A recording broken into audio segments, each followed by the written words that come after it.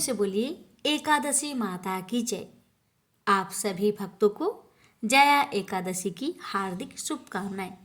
प्यारे भक्तों, आज आप सभी श्रवण करेंगे जया 11 की व्रत कथा। एकादशी का व्रत करने और इस कथा को श्रवण करने से विष्णु भगवान अपने भक्तों की हर मनोकामना को पूर्ण करते हैं। इसलिए कथा को बड़े ही श्रद्धा और प्रसन्न मन से पूरा अवश्य सुनिएगा। भगवान आप सभी भक्तों की हर मनोकामना को पूर्ण करे। कथा इस प्रकार है। प्राचीन समय की बात है। सतयुग में मुर नामक दानव रहता था। वह बड़ा ही अद्भुत, अत्यंत रौद्र तथा संपूर्ण देवताओं के लिए भयंकर था। उस काल रूपधारी दुरात्मा महासुर ने इंद्र को भी जीत लिया था। संपूर्ण देवता उससे परास्त होकर स्वर्ग से निकाले जा चुके थे और शंकित तथा भयभीत होकर पृथ्वी पर विचरा करते थे। एक दिन सब देवता महादेव जी के पास गए। वहां इंद्र ने भगवान शिव के आगे सारा हाल कह सुनाया। इंद्र बोले, महेश्वर, ये देवता स्वर्ग लोक से निकाले जाने के बाद पृथ्वी पर विचर रहे हैं। मनुष्यों के बीच रहना इन्हें शोभा नहीं देता। देव, कोई उपाय बतलाइए। देवता किसका सहारा ले? महादेव जी ने कहा, देवराज, जहाँ सबको शरण देने वाले, सबकी रक्षा में तत्पर रहने वाले जगत के स्वामी भगवान गरुड़ ध्वज विराजमान हैं, वहाँ जाओ। वे तुम लोगों की रक्षा करेंगे। महादेव जी की यह बात सुनकर परम बुद्धिमान देवराज इंद्र संपूर्ण देवताओं के साथ क्षीर सागर में गए, जहाँ भगवान गदाधर सो रहे थे। इंद्र ने हाथ जोड़कर उनकी स्तुति की। इंद्र बोले, देवेश्वर, आपको नमस्कार है। आप ही पति, आप ही मति, आप ही कर्ता और आप ही कारण हैं। आप ही सब लोगों के माता और आप ही इस जगत के पिता हैं। देवता और दानव दोनों ही आपकी वंदना करते हैं। पुंडरीकाक्ष, आप दैत्यों के शत्रु हैं। मधुसूदन, हम लोगों की रक्षा कीजिए। प्रभो जगन्नाथ, अत्यंत उग्र स्वभाव वाले महाबली मूर नामक दैत्य ने इन संपूर्ण देवताओं को जीतकर स्वर्ग से बाहर निकाल दिया है। भगवान देवेश्वर, शरणागत वत्सल देवता भयभीत होकर आपकी शरण में आए हैं। दानवों का विनाश करने वाले कमल नयन भक्त वत्सल देवेश्वर जनार्दन, हमारी रक्षा कीजिए, रक्षा कीजिए। भगवान शरण में आए हुए देवताओं की सहायता कीजिए। इंद्र की बात सुनकर भगवान विष्णु बोले, देवराज, यह दानव कैसा है, उसका रूप और बल कैसा है तथा उस दुष्ट के रहने का स्थान कहाँ है? इंद्र बोले, देवेश्वर, पूर्व काल में ब्रह्मा जी के वंश में तालजंग नामक एक महान असुर उत्पन्न हुआ था, जो अत्यंत भयंकर था। उसका पुत्र मूर दानव के नाम से विख्यात है। वह भी अत्यंत उत्कट, महापराक्रमी और देवताओं के लिए भयंकर है। चंद्रावती नाम से प्रसिद्ध एक नगरी है, उसी में स्थान बनाकर वह निवास करता है। उस दैत्य ने समस्त देवताओं को परास्त करके उन्हें स्वर्ग लोक से बाहर कर दिया है। उसने एक दूसरे ही इंद्र को स्वर्ग के सिंहासन पर बैठाया है। अग्नि, चंद्रमा, सूर्य, वायु तथा वरुण भी उसने दूसरे ही बनाए हैं। जनार्दन, मैं सच्ची बात बता रहा हूँ, उसने सब कोई दूसरे ही कर लिए हैं। देवताओं को तो उसने उनके प्रत्येक स्थान से वंचित कर दिया है। इंद्र की यह बात सुनकर भगवान जनार्दन को बड़ा क्रोध आया। उन्होंने देवताओं को साथ लेकर चंद्रावती नगर में प्रवेश किया। भगवान गदाधर ने देखा कि दैत्यराज बारंबार गर्जना कर रहा है। और उससे परास्त होकर संपूर्ण देवता 10 दिशाओं में भाग रहे हैं। अब वह दानव भगवान विष्णु को देखकर बोला, खड़ा रहा, खड़ा रहा। उसकी यह ललकार सुनकर भगवान के नेत्र क्रोध से लाल हो गए। वे बोले, अरे दुराचारी दानव, मेरी इन भुजाओं को देख। यह कहकर श्री विष्णु ने अपने दिव्य बाणों से सामने आए हुए दुष्ट दानव को मारना आरंभ किया। दानव भय से विहल हो उठे। पांडुनंदन तत्पश्चात श्री विष्णु ने दैत्य सेना पर चक्र का प्रहार किया। उससे छिन्न भिन्न होकर सैकड़ों योद्धा मौत के मुख में चले गए। इसके बाद भगवान मधुसूदन बद्री का आश्रम को चले गए। वहां सिंहावती नाम की गुफा थी जो 12 योजन लंबी थी। उस गुफा में एक ही दरवाजा था। भगवान विष्णु उसी में सो गए। वह दानव मूर भगवान को मार डालने के उद्योग में उनके पीछे पीछे तो लगा ही था। अतः उसने भी उसी गुफा में प्रवेश किया। वहां भगवान को सोते देख उसे बड़ा हर्ष हुआ। उसने सोचा, यह दानों को भय देने वाला देवता है, अतः निसंदेह इसे मार डालूंगा। दानव के इस प्रकार विचार करते ही भगवान विष्णु के शरीर से एक कन्या प्रकट हुई, जो बड़ी ही रूपवती, सौभाग्यशालिनी तथा दिव्य अस्त्र शस्त्रों से सुसज्जित थी। वह भगवान के तेज के अंश से उत्पन्न हुई थी। उसका बल और पराक्रम महान था। दानवराज मुर ने उस कन्या को देखा। कन्या ने युद्ध का विचार करके दानव के साथ युद्ध के लिए याचना की। युद्ध छिड़ गया। कन्या सब प्रकार की युद्ध कला में निपुण थी। वह मोर नामक महान असुर उसके हुक्कार मात्रा से राख का ढेर हो गया। दानव के मारे जाने पर भगवान जाग उठे। उन्होंने दानव को धरती पर इस प्रकार निष्प्राण पड़ा देखकर कन्या से पूछा, मेरा यह शत्रु अत्यंत उग्र और भयंकर था, किसने इसका वध किया है? कन्या बोली, स्वामिन, आपके ही प्रसाद से मैंने इस महादैत्य का वध किया है। श्री भगवान ने कहा, कल्याणी, तुम्हारे इस कर्म से तीनों लोकों के मुनि और देवता आनंदित हुए हैं। अतः तुम्हारे मन में जैसी इच्छा हो उसके अनुसार मुझसे कोई वर मांग लो। देव दुर्लभ होने पर भी वह वर मैं तुम्हें दूंगा, इसमें तनिक भी संदेह नहीं है। वह कन्या साक्षात एकादशी ही थी। उसने कहा, प्रभु, यदि आप प्रसन्न हैं तो मैं आपकी कृपा से सब तीर्थों में प्रधान, समस्त विघ्नों का नाश करने वाली तथा सब प्रकार की सिद्धि देने वाली देवी हूँ।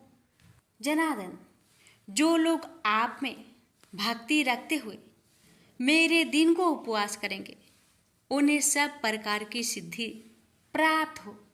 माधव, जो लोग उपवास, नक्त भोजन अथवा एक भुक्त करके मेरे व्रत का पालन करें उन्हें आप धन, धर्म और मोक्ष प्रदान कीजिए। श्री विष्णु बोले, कल्याणी, तुम जो कुछ कहती हो वह सब पूर्ण होगा। प्रेम से बोलिए, एकादशी माता की जय। एक लड़का सूट बूट पहनकर अपने ससुराल पत्नी को लेने जा रहा था। रास्ते में एक गाय कीचड़ में फंसी हुई थी। वह लड़के से कहने लगी कि बेटा, मैं कीचड़ में फंसी हूँ, मुझे हाथ देकर बाहर निकालो।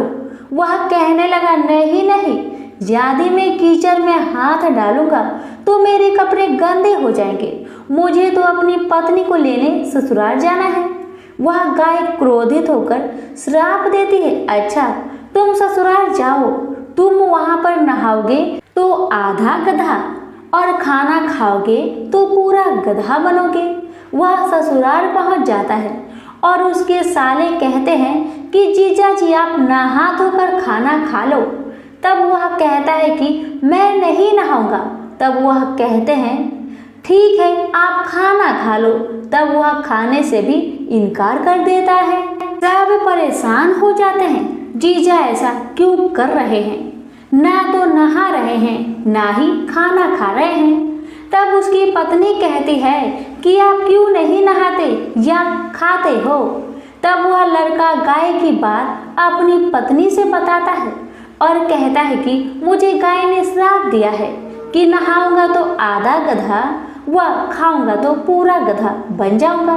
तब पत्नी कहती है कि कोई बात नहीं, आप नहा लीजिए व कुछ खा लीजिए। मैं वचन देती हूँ कि मैं आपका साथ दूंगी। तब वह लड़का अपनी पत्नी की बात सुनकर नहाने के लिए तैयार हो जाता है और खाने बैठता है तो पूरा गधा बन जाता है।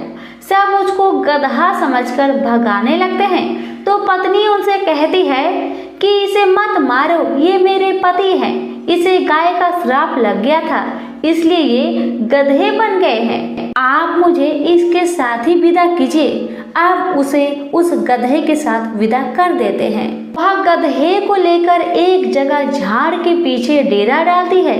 दिन भर मेहनत मजूरी करती है और 12 आना गधे पर खर्च करती है और 4 आने खुद पर खर्च करती है और बोझ गधे पर न डालकर खुद ढोती है। इस प्रकार वह रोज करती है तो रानी महलों की खिड़की में से रोज यह नजारा देखती है कि ऐसा इसे कौन सा दुख है, यह ऐसा क्यों करती है।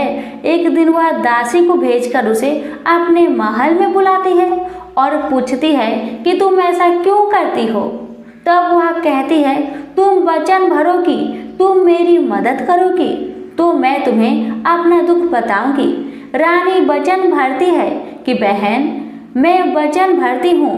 तब वह सारी बात बताती है और कहती है इस प्रकार मेरे पति श्राप के वचन से गधा बन गए। तब रानी पूछती है कि इसका उपाय क्या है। तब वह बताती है यदि किसी ने 24 एकादशी करी होगी, वह संकल्प करके इसे 24 एकादशी दे तो मेरे पति पहले की तरह ठीक हो जाएंगे। तब राज्य में ऐलान किया जाता है कि 24 एकादशी जिसने भी की हो वह राज दरबार में आए। अब एक बुढ़िया को लाया जाता है। जैसे बुढ़िया संकल्प करके एकादशी देती हुई नहाती है, उसके नहाने का पानी उस गधे पर गिरता है। वैसे वैसे वह गाय लड़के के रूप में आ जाता है। बुढ़िया लालच करके एक एकादशी व्रत रख लेती है तो उसका एक कान गधे का रह जाता है। सब कहते हैं ये क्या हुआ। तब बुढ़िया कहती है कि मैं भूखी प्यासी मरी सो, मेरे पास एक एकादशी तो रहने दो। तब सब कहते हैं नहीं, तुमने संकल्प किया है तो सारी एकादशी इस लड़के को दो, वरना यह पूरी तरह लड़का नहीं बन पाएगा। अब वह बुढ़िया सारी एकादशी उस लड़के को दे देती है और वह गधा पूरी तरह लड़का बन जाता है। राजा सारे राज्य में ऐलान करते हैं कि जिनके भी बन पड़े एकादशी करो, एकादशी जैसा दूसरा व्रत नहीं। प्रेम से बोलिए एकादशी माता की जय। एक बार एक राज्य में एक राजा रहा करता था। राजा बहुत ही बुद्धिमान और बलशाली था। राजा सदैव अपनी प्रजा का बहुत अच्छे से ध्यान रखता था। प्रजा भी अपने राजा को बहुत पसंद करते थे। राजा की 2 बेटियां थी। राजा अपनी दोनों बेटियों से बहुत प्रेम करता था। राजा की छोटी बेटी देखने में बहुत सुंदर और आकर्षण थी और राजा की बड़ी छोटी बेटी के मुकाबले थोड़ा कम सुंदर थी। राजा की छोटी बेटी 11 माता की पूजा किया करती थी और सभी लोग राजा की छोटी बेटी से बहुत प्रेम करते थे और बहुत प्रशंसा किया करते थे। राजा भी अपनी छोटी बेटी को बड़ी बेटी से अधिक प्रेम करता था, जिस कारण राजा की बड़ी बेटी को अपनी छोटी बहन से बहुत नफरत होने लगी थी। राजा की दोनों बेटियां जब बड़ी हो गई तब एक पड़ोस राज्य में रहने वाला राजकुमार राजा की बड़ी बेटी के लिए रिश्ता लेकर आया। लेकिन जैसे ही उस राजकुमार की नज़र राजा की छोटी बेटी पर पड़ी तो वह राजकुमार राजा की छोटी बेटी पर आकर्षक हो गया और उससे पहली नजर में ही प्रेम कर बैठा। उस राजकुमार ने राजा की बड़ी बेटी के साथ विवाह करने से मना कर दिया और उसने राजा से कहा कि मैं आपकी छोटी बेटी से विवाह करना चाहता हूँ।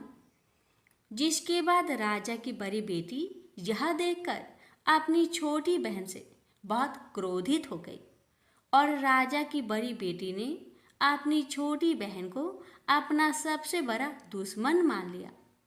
राजा की बड़ी बेटी ने अपनी छोटी बहन से बदला लेने का निर्णय लिया, जिसके लिए उसने अपनी छोटी बहन को जान से मारने का प्लान बनाया।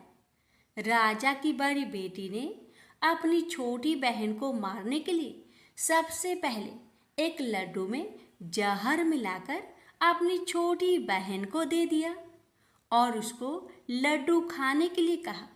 लेकिन लड्डू खाने के बाद भी छोटी बहन को कुछ नहीं हुआ।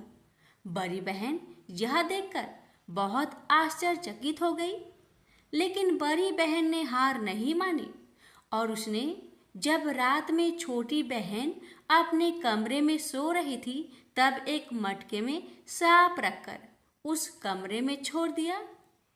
लेकिन सांप भी छोटी बहन का कुछ नहीं कर पाया। जिसके बाद बड़ी बहन ने अपनी छोटी बहन से कहा कि चलो हम लोग कुएं में से पानी भरकर लाते हैं। जिसके लिए वह अपनी छोटी बहन को पानी भरने के बहाने कुएं के पास ले गई और उसने अपनी छोटी बहन को कुएं में धक्का दे दिया। लेकिन छोटी बहन को तब भी कुछ नहीं हुआ, क्योंकि हर बार 11 माता उसकी रक्षा कर रही थी और उधर बड़ी बहन अपने सारे प्रयासों के बाद असफल हो रही थी, जिससे वह बहुत क्रोधित होती जा रही थी। फिर उसने अपनी छोटी बहन के पास जाकर उससे खुद ही पूछा कि मेरी छोटी बहन, तुमको पता है भगवान ने सबकी मृत्यु एक निश्चित समय पर लिखी हुई है और कैसे तुम्हारी मृत्यु होगी, क्या यह तुम जानती हो? तब छोटी बहन ने अपनी बड़ी बहन को बताया कि हाँ, मैं तो जानती हूँ मेरी मृत्यु कैसे होगी। छोटी बहन से यह सुनकर बड़ी बहन मन ही मन बहुत प्रसन्न होने लगी और उसने अपनी छोटी बहन से कहा कि तो मुझे अपनी मृत्यु का राज बताओ। छोटी बहन ने अपनी बड़ी बहन से कहा कि मेरी मृत्यु तो एक तोते में है, जो तोते के गले में एक हार है, उससे मेरी मृत्यु होगी। जब कोई भी व्यक्ति तोते को मारकर वह हार अपने गले में पहनेगा तो मैं मूर्छित हो जाऊंगी, और जैसे ही उस हार को अपने गले से उतारेगा तो मैं वापस से जीवित हो जाऊंगी। अपनी छोटी बहन की मृत्यु का राज जानकर बड़ी बहन बहुत ही खुश हो गई और उसने अपनी छोटी बहन को मारने के लिए उसके पालतू तोते को ढूंढना शुरू कर दिया और छोटी बहन को इस बात का आभास हो गया था कि कोई उसकी जान लेना चाहता है, जिसके लिए वह अपने पिताजी के पास गई और उसने अपने पिताजी से कहा कि पिताजी, मेरी मृत्यु के बाद आप मुझे जलाइएगा मत, बल्कि आप मुझे अपनी पुरानी वाली हवेली में एक पलंग में लिटाकर छोड़ दीजिएगा। अपनी छोटी लड़की की यह बात सुनकर राजा बहुत आश्चर्यचकित हो गए। राजा ने अपनी छोटी बेटी से पूछा, बेटी, तुम ये क्या कह रही हो? तब राजा की छोटी बेटी ने बताया, पिताजी, समय किसी के लिए नहीं रुका है, कब क्या हो जाए किसी को कुछ पता नहीं है। और फिर राजा ने अपनी छोटी बेटी से कहा कि तुम ऐसी बातें क्यों कर रहे हो? 3 दिन में तो तुम्हारा विवाह है। लेकिन छोटी बेटी ने अपने पिताजी को ऐसा करने पर मजबूर कर दिया और उनसे वचन ले लिया। राजा ने भी अपनी छोटी बेटी की बात स्वीकार कर ली और 2-3 दिनों के बाद जब शादी का समय आया तब राजकुमार बारात लेकर राजा के घर आया और राजकुमार और राजा की छोटी बेटी का विवाह शुरू हो गया। जैसे ही राजा की छोटी बेटी राजकुमार के साथ फेरे लेना शुरू करती है तो उसकी बड़ी बहन अपनी छोटी बहन के कमरे में जाकर उसके तोते को पकड़ लेती है और उसको जान से मार देती है। तोते के गले में जो हार था उसको अपने गले में धारण कर लेती है। जैसे ही बड़ी बहन उस हार को अपने गले में धारण करती है तो उधर छोटी बहन 3.5 फेरे ही ले पाती है और वहीं पर बेहोश होकर गिर जाती है। जिसके बाद राजा ने बड़े बड़े दर्द हकीमों को बुलाया और अपनी छोटी बेटी का इलाज करने के लिए कहा। राजा की बात सुनकर वैद्य ने छोटी बेटी को जब चेक किया तो राजा को बताया कि आपकी छोटी बेटी ना तो जीवित है और ना ही मरी हुई है। यह मैं ऐसा पहली बार देख रहा हूँ।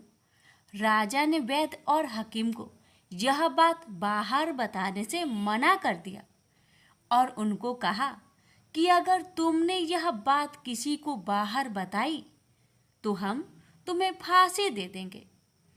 राजा ने अपनी छोटी बेटी को पुराने महल में ले जाकर एक पलंग में लिटा दिया और वहां पर कुछ सैनिक को तैनात कर दिया।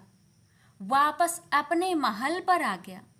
राजा की बड़ी बेटी अपने पिताजी के पास आई और कहने लगी कि पिताजी, अगर यह शादी संपन्न नहीं हुई तो आपकी इज्जत का क्या होगा? आप कहे तो आपकी इज्जत बचाने के लिए राजकुमार से शादी करने के लिए तैयार हूँ। जिसके बाद राजा ने अपनी बड़ी बेटी की बात मान ली और राजा ने बड़ी बेटी को छोटी बेटी की कपड़े पहनाकर मंडप पर भेज दिया।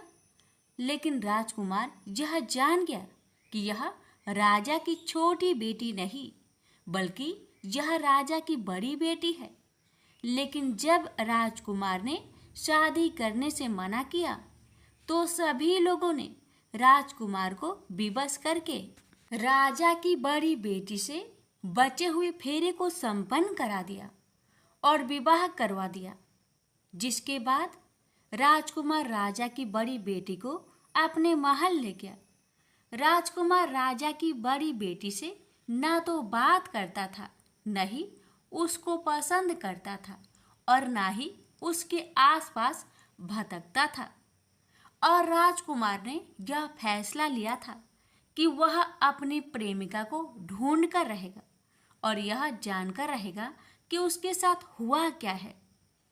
एक दिन राजकुमार अपने घोड़े पर सवार होकर राजा के पुराने महल के पास पहुंच गया, जहां पर उसने कुछ सैनिकों को देखा। महल के पास पहुंचकर राजकुमार ने जब महल को ध्यान से देखा तो वह समझ गया कि यह तो हमारे ससुर जी का महल है। तब राजकुमार ने सैनिकों से पूछा, तुम लोग यहाँ क्या कर रहे हो और इस महल के अंदर उस पलंग में कौन लेटा है? जिसके बाद सैनिकों ने बताया कि जहाँ पर राजा की छोटी बेटी लेटी है। यह सुनकर राजकुमार बहुत प्रसन्न हो गया और वह तुरंत अपनी प्रेमिका के पास पहुंच गया और उसकी सेवा करने लगा। जैसे ही रात हुई तो राजा की छोटी बेटी उठकर खड़ी हो गई। राजकुमार यह देखकर बहुत खुश हो गया और उसने अपनी प्रेमिका से पूछा कि तुम यहाँ क्या कर रही हो? तुम मेरे साथ मेरे घर चलो। राजा की छोटी बेटी ने राजकुमार को सारी बातें बता दी कि मेरी जान एक तोते में बसी थी और मैंने यह बात सिर्फ अपनी बड़ी बहन को बताया था और मुझे पता है कि उसने ही मुझे मारने का प्रयास की है। उसके पास एक हार है जिसको वह सुबह पहन लेती है और रात को उतार देती है। जब तक वह हार को पहने रहती है तब तक मैं मूर्छित रहती हूँ और जैसे ही वह हार को उतार देती है तो मैं जीवित हो जाती हूँ और जब तक मेरी बड़ी बहन के पास वह हार है तब तक मैं ऐसे ही जीवित और मूर्छित होती रहूँगी। अगर मेरी बड़ी बहन के पास जो हार है वह मेरे हाथ में लग जाए तो मैं हमेशा के लिए जीवित हो जाऊंगी। राजकुमार यह बात सुनकर राजा की छोटी बेटी के पास रहने का निर्णय ले लिया और अपने बचे हुए सारे फेरे उस पलंग में लेटी राजकुमार की छोटी बेटी के साथ ले लिया और अपना विवाह पूर्ण कर लिया और वहीं पर ही रहने लगा। देखते ही देखते कुछ समय में राजा की छोटी बेटी और राजकुमार की पत्नी पेट से हो गई। एक दिन राजकुमार को किसी काम से बाहर जाना पड़ा। तब छोटी बहन के पेट में बहुत तेज दर्द होने लगा, जिसके बाद उसने 11 माता का आह्वान किया। जिसके बाद वहां पर 11 माता प्रकट हुई और उन्होंने अपनी भक्तों के दर्द को दूर किया और एक पुत्र की प्राप्ति करवाई। और वहीं पर अचानक से राजकुमार भी आ गया। राजकुमार ने 11 माता को देखा तो वह आश्चर्यचकित हो गया और उसने तुरंत माता को प्रणाम किया और 11 माता ने राजकुमार से कहा कि जब तुम्हारा बेटा 5 वर्ष का हो जाए तो तुम अपनी पत्नी का हार आकर इसके गले में डाल देना। और देखते ही देखते राजकुमार और राजा की छोटी बेटी का पुत्र 5 वर्ष का हो जाता है। तो राजकुमार अपने बेटे से कहता है कि बेटा, मैं कुछ काम से बाहर जा रहा हूँ, तुम अपनी माता का ध्यान रखना। और वहाँ से चला जाता है।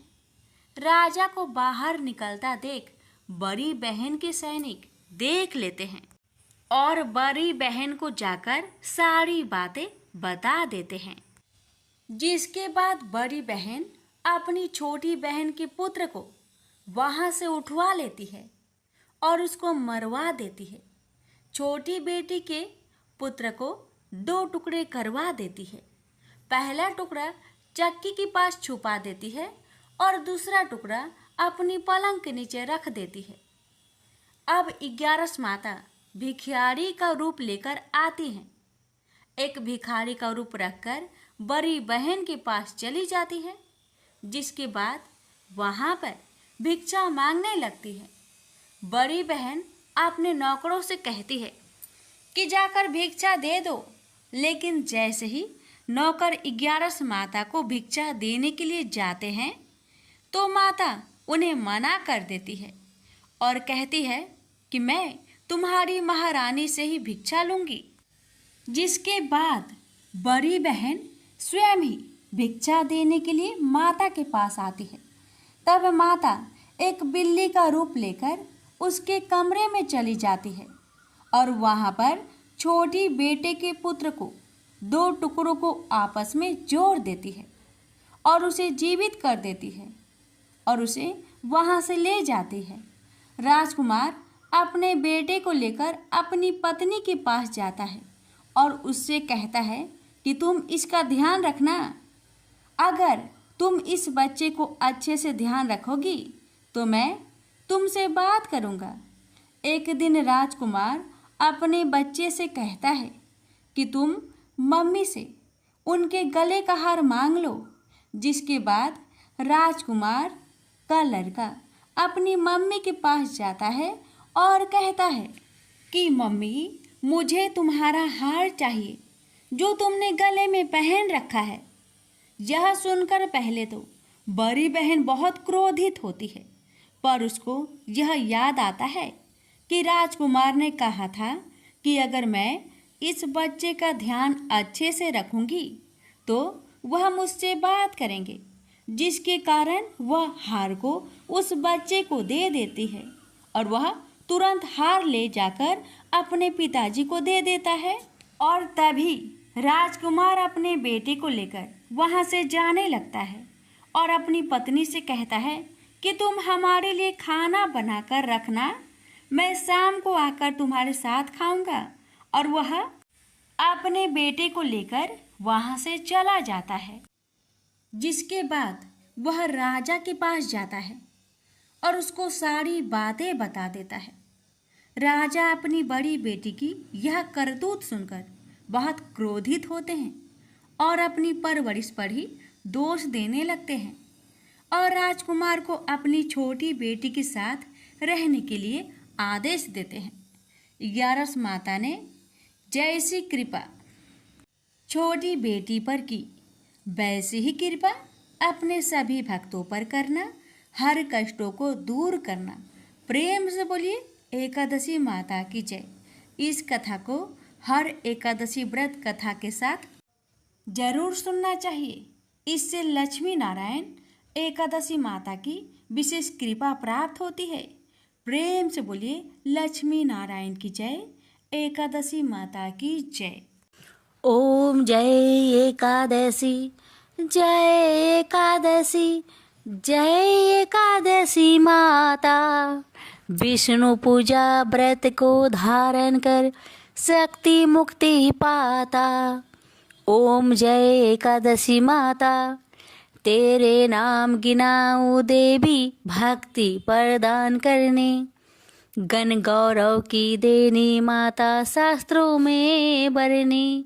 ओम जय एकादशी माता, मार्गशीर्ष के कृष्णा पक्ष की उत्पन्न विश्वातारिणी जन्मी, शुक्ल पक्ष में हुई मोक्षदा मुक्तिदाता बनाई।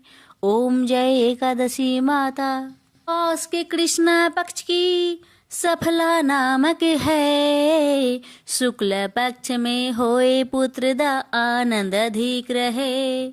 ओम जय एकादशी माता, नाम सटटिला माघ मास में कृष्ण पक्ष आवे, शुक्ल पक्ष में जया कहावे, विजय सदा पावे।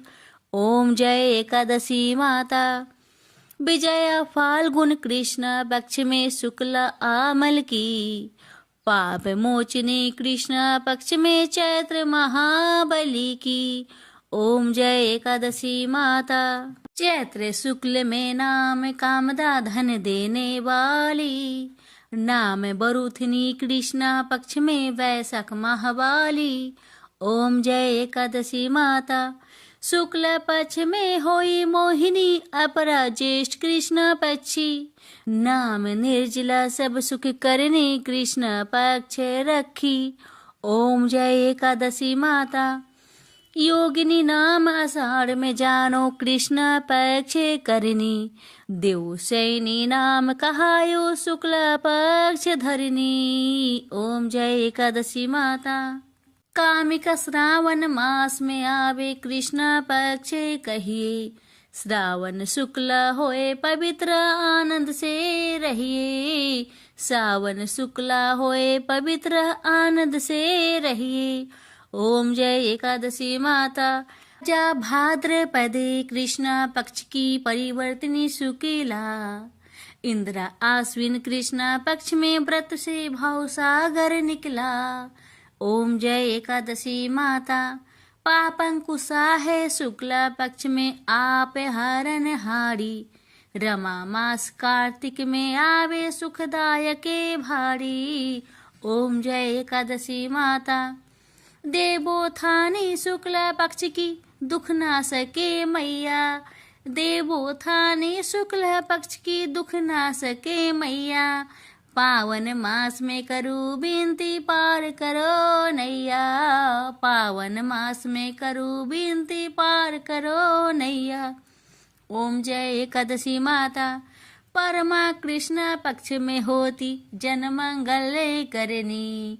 परमा कृष्ण पक्ष में होती, जन मंगल करनी।